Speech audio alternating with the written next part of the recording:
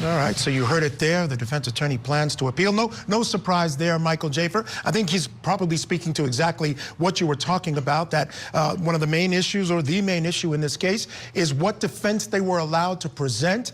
And again, going into the state of mind of the defendant.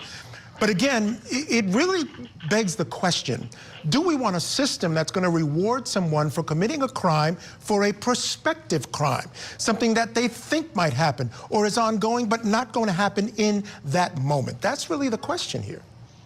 No, we don't want that, but there's a system for that, and the system is let the jury decide. Number one, it's not like if the jury would have heard it that they would have even agreed with them, because there's a way of reporting a crime of pedophilia. It's not to murder somebody. It's definitely not to murder somebody and put this macabre murder scene. It's to call the police and say, hey, I'm going to wear a wire. I want to cooperate. Here's what I've become privy to. Let me help you out. That's the way to do it. So what he did is not justified. But that, I don't believe that the system would turn into a system where, you know, somebody could get off because some sort of inflammatory information or evidence was given to the jury. But it's so relevant. It's not only relevant, it is the case.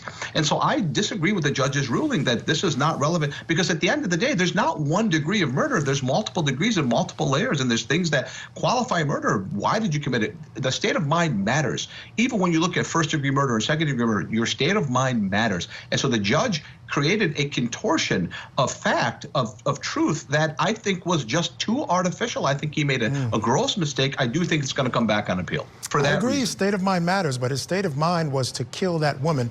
Why he did it, I don't think was relevant. That's just me. Michael, stand by.